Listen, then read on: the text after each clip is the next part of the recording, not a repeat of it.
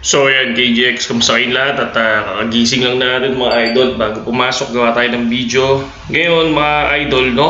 So ito yung nilagay natin sa Facebook page natin kahapon. Itong ascending triangle. Kumbaga, ang nangyari dito kahapon, actually hindi ko expect yung pagbaba no? Pero sinabi lang natin kahapon na once na bumaksak dito yan sa area na yan, 66 pa kayo sinabi ko, 66, possible bumagsak. Okay? Kaya kung mapapansin nyo, no, bakit ang haba ng support natin dito sa ilalim, no? Kasi una sa lahat, hindi ko ine-expect na dediretso yan. No, possible, ako ang ine-expect ko dyan laging kalahati, mga idol. Kaya lang, kung mapapansin natin, biglang bumagsak at saktong-sakto pa dito sa ating support na nilagay, no? Tingnan nyo, saktong-sakto yan. Di ba? Saktong-sakto yung guhit natin, no? So ngayon, ang mangyayari dyan, for me, pag na-break yung 6454, babagsak. O, bumagsak ulit. Di ba? Bumagsak siya ulit. Ngayon, kung titingnan natin, na-reject siya sa 63,800. Pero, kung mapapansin nyo, itong guhit natin, saktong-sakto. Di ba? Napansin nyo? Saktong-sakto. Ngayon, pababa siya ngayon ng 63,800. So, ayan o. Pababa siya ngayon ng 63,800 at gusto niyang kunin to. So, nag-retest lang siguro siya kanina. Kung mapapansin nyo, parang retest ang nangyari o. Pero, for me, mas okay kung hihintayin ko yung confirmation ng 63,800. Kasi possible, baka mangyari dito, mag-bounce, tapos diretso pataas, no? So, pero Huwebes na, medyo tignan natin kung ano magiging galaw ng market. Iyan lang, tandaan nyo dyan. Tapos ngayon, pag tinanong nyo ako sa next support ko mga Lodi, is 61,500 na mga Lods, no? 61,500 na tayo. Ayokong gumuhit banda dito sa area na to. Diba? Kung mapapansin nyo, dito sa area na to, biglang bumulusok yan, palipad. Ganun din dito sa area na to. Biglang bumagsak yan hanggang dulo. So, ito yung chance natin na for me, kung babagsak ulit yan, no, ito na yung chance natin na pwede tayong mag-long position. Pero ang daming news na babagsak ng 52K. No, sabi naman nila, once na bumagsak ng 52K is hindi pa na okay pa naman daw yun, no? Para sa kanila. Ako, para sa akin, medyo titingnan ko ang history, mga Lodi. Ano ba ang history ng April or May, mga Lodi? Sa ngayon, bumabagsak yung April at papasok na yung May. Ano ba nangyari nung April and May last bull run, mga Lodi? No? Okay.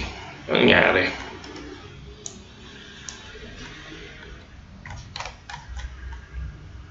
Lolo ko yung ating chart. 12 hours. Okay, dito na lang tayo sa 12 hours natin. Medyo magulo ang ating charting, oh. Wala, hindi ko mapakita sa inyo, no? Tingnan natin. Oh, wala. Medyo magulo yung aking laptop ngayon. Pero kung mapapansin nyo, last bull run, no? So, syempre nakita na natin yan eh. So, ilang beses ko na rin pinaliwanag sa inyo yan dyan, no? So, yung last bull run, mga Lodi, no? Kung mapapansin nyo, lumipad siya, mga idol, no? Noong March. Pero pagdating ng April, mga Lodi, no? Ang nangyari nung bull run, mga Lodi, no? Bull run, bumagsak siya ng April and bumagsak siya ng May.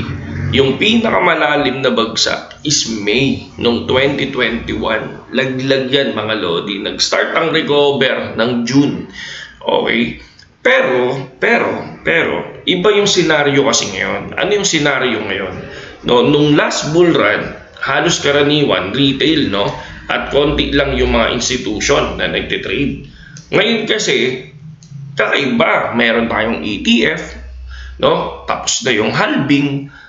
Karaniwan yan, ang mangyayari niyan, parang lahat ng mga candle is para magiging undecided. Di ba? Alam niyo ibig sabihin na undecided? Magkakaroon ng matinding volatility. Uy, tingnan niyo sa 12 hours time frame, saktong-sakto pa rin yung ating guhit, mga Lods. Di ba? So, yun yung sinasabi ko na Maraming nagtitrade ngayon, di ba? May ETF, tapos na yung halving, tapos tayong mga retail, tapos sa Dubai, halos 70% ng tao nagtitrade na. So, ang dami na, no, kung makikita natin. So, possible ako, ang nakikita ko dito, masyadong mataas yung volatile ng market.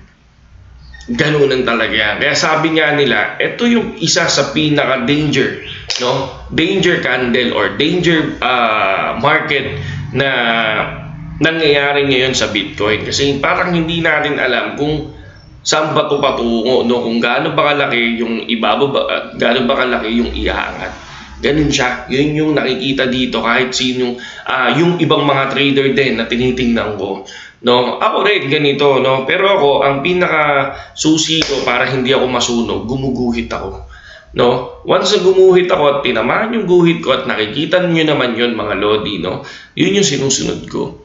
For me, ako, yun yung sinusunod ko. And then, nag-take profit ako doon sa area na gusto ko, yung masaya na ako. Hindi ako si long time boy, no? Hindi ako si short time boy, no? Kumbaga, ang ginagawa ko, pag okay na, take profit na ako. And then, hihintayin ko yung next support and resistance ko. Kung sino yung unang tatamaan, yun yung papasukin ko. No? Para maiwasan ko yung tinatawag na sunog, mga idol. Okay? So, yun lang yung video natin ngayon, mga lodi. Sa mga gustong pumasok sa BitGet, nandiyan yung link natin sa description. Sabay kayo sa Telegram natin, mga lodi, no? Sabay kayo doon. Tapos, maraming nagbibigay ng signal doon. And then, kita-kits tayo sa susunod na video, mga lodi. Okay? Salute.